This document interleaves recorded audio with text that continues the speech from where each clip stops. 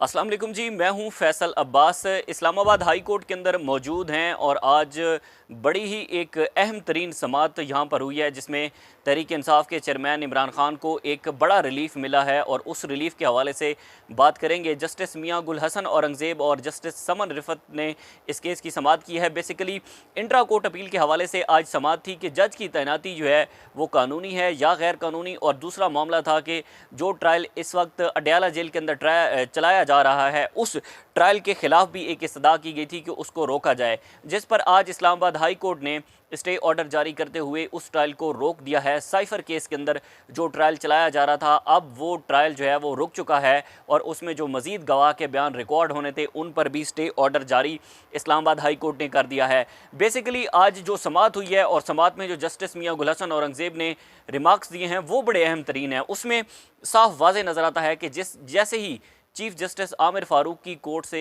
Case दूसरी court के अंदर यानी कि जस्टिस मियां गुल हसन औरंगज़ेब की कोर्ट के अंदर केस गया, तो वहाँ से फ़ौरन ही इमरान खान को रिलीफ मिला है। उसकी वजह यही है कि उसमें रिलीफ बनता था, उसमें जो ग्राउंड रियलिटीज़ थी उन ग्राउंड रियलिटीज़ की बिना पर ये केस जो है वो इसका यही फैसला आना था, इस पर स्टे ऑर्डर जारी होना था, क्योंकि एक दरख्वास्त ये थी कि जनाब जो जज की तैनाती है, जस्टिस जो जुल्करनैन अबुल हसना जुल्करनैन हैं, उनकी तैनाती जो खसूसी अदालत के जज मुकर्रर हुए हैं वो गैर कानूनी हुई है, और दूसरी जानिब जो इन कैमरा समात वहाँ पर जेल के अंदर चलाई जा रही है उसको भी रोकने के हवाले से ये इस्तदा की गई थी। इसमें जो आज अटॉर्नी जनरल ने बार बार जो जस्टिस मियां गुल हसन औरंगज़ेब हैं, आज उन्होंने इस समाअत में बड़ा ही एक अहम तरीन रिमार्क्स देते हुए उन्होंने अटॉर्नी जनरल को बोलने की हमने देखा कि उन्होंने टाइम ही नहीं दिया। और अटॉर्नी जनरल आज किसी भी जो अटॉर्नी जनरल मंसूर अमान है वो आज अदालत को कन्विंस नहीं कर सके। आज उनके पास इस हवाले से किसी किस्म के दलाइल नहीं थे, क्योंकि इसमें जस्टिस मियां गुल हसन औरंगज़ेब ने कहा कि वीकेंड था तो वीकेंड पर मैंने इस पूरे केस को पढ़ा है और इस पूरे केस के अंदर जो है वो हमें कहीं पर नज़र नहीं आया कि आप ओपन कोर्ट आप इसकी समाअत जो है वो इन कैमरा किसी जेल के अंदर करें।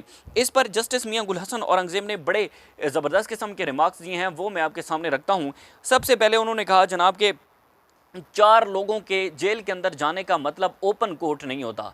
आप कहें कि ओपन कोर्ट के अंदर समाअत हो रही है तो 4 लोग खानदान के जाते हैं, आप कहते हैं ओपन समाअत हो रही है, ये किसी किस्म की ओपन समाअत नहीं है। दूसरा उन्होंने कहा कि साइफर केस में जिस तरह से फ़र्द जुर्म आयद हुई है जेल के अंदर, उसकी कानूनी हैसियत क्या है, आप मुझे ये बता दें। पर हमने देखा कि जो जस्टिस मियां गुल हसन औरंगज़ेब हैं उन्होंने एक अल्फाज 3 मरतबा दोहराया।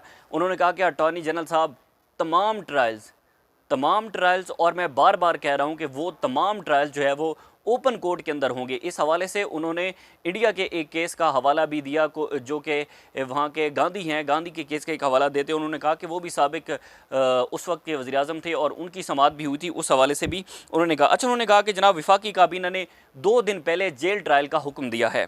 क्या वजूहत थी जो ये मंजूरी दी गई? क्या कौन सी ऐसी सिचुएशन मुल्क के अंदर पैदा हो गई थी जिसकी बिना पर जेल ट्रायल का ऑर्डर दिया गया?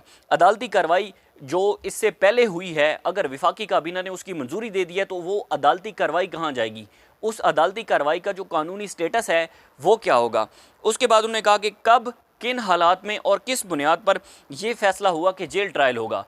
अब क्या मुल्क के अंदर कोई मार्शल लॉ है या कि मुल्क के अंदर कोई ऐसी एमरजेंसी नाफिज है या इतने ज़्यादा सिक्योरिटी थ्रेट्स हैं कि जनाब आपने जेल ट्रायल करना है? उन्होंने कहा कि बादियो नज़र में तीनों नोटिफिकेशन हाई कोर्ट से मुतल्लिक जो है वो रूल्स के मुताबिक नहीं है। उन्होंने कहा कि अटॉर्नी जनरल साहब, शायद आज मैं कुछ ज़्यादा बोल रहा हूँ, एक जज को इतना ज़्यादा बोलना नहीं चाहिए, लेकिन ये जो जिस तरह से पूरे मैंने केस को सुना है और मैंने पूरे केस को वीकेंड के ऊपर पढ़ा है, उससे यही ज़ाहिर होता है कि किसी किस्म का यहाँ पर इन कैमरा समाअत या जेल के अंदर समाअत नहीं हो सकती। उसके बाद उन्होंने कहा कि जज की तैनाती एग्जेक्टिव की तरफ से की गई है। आपने हमारे चीफ जस्टिस यानी कि उन्होंने इस्लामाबाद हाई कोर्ट के चीफ जस्टिस आमिर फारूक साहब जो हैं उनका हवाला दिया और उन्होंने कहा कि उनसे मुशावरत की गई, लेकिन असल मंजूरी एग्जेक्टिव ने दी है। तो आप ये ना कहें कि chief justice Islamabad high court ने उसकी मंजूरी दी है। ये केस पहले चीफ जस्टिस की अदालत में चल रहा था, उसके बाद इंट्रा कोर्ट अपील दायर हुई थी जो कि फिर आई जस्टिस मियां गुल हसन औरंगज़ेब की अदालत में।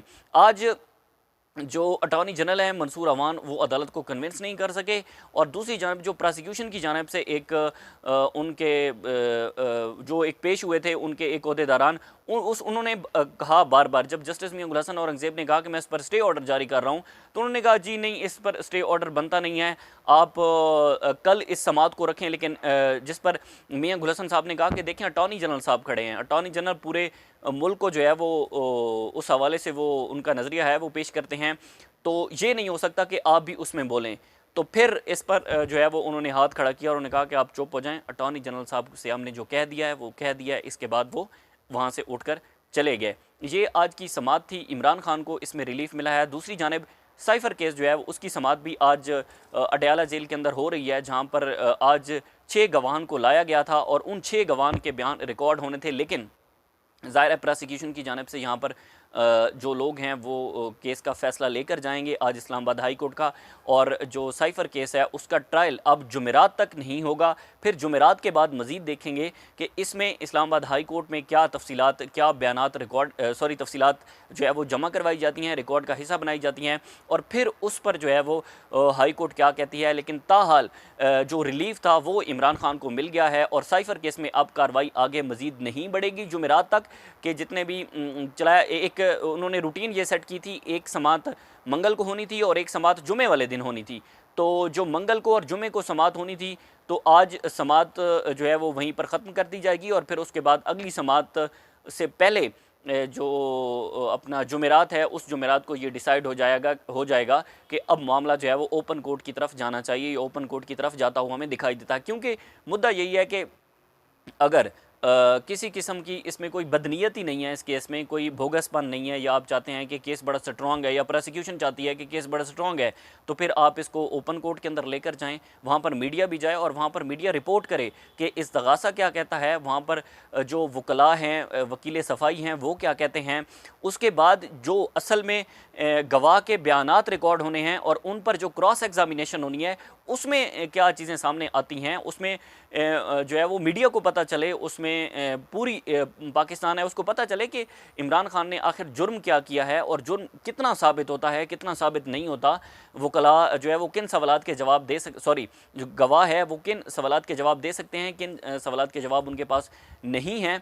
तो खुफिया ट्रायल का मतलब ये है कि आप सिर्फ़ और सिर्फ चेयरमैन तहरीक इंसाफ को वहीं पर रखें, वहीं पर सज़ा सुनाएं, उसके बाद आपका कोई दूसरा इसमें दूसरी चीज़ ना हो कि चेक एंड बैलेंस ना हो। तो ये मामला अब हमें जो है वो मज़ीद उलझता हुआ नज़र आता है, क्योंकि साइफ़र केस के अंदर ज़मानत की दरख्वास्त सुप्रीम कोर्ट ऑफ पाकिस्तान में भी दर्ज है और उसमें भी देखना होगा कि सुप्रीम कोर्ट से क्या रिलीफ मिलता है। लेकिन ताहाल हाई कोर्ट ने स्टे ऑर्डर जारी कर दिया है और जुमेरात तक इस केस की समाअत मुलतवी कर दी गई है।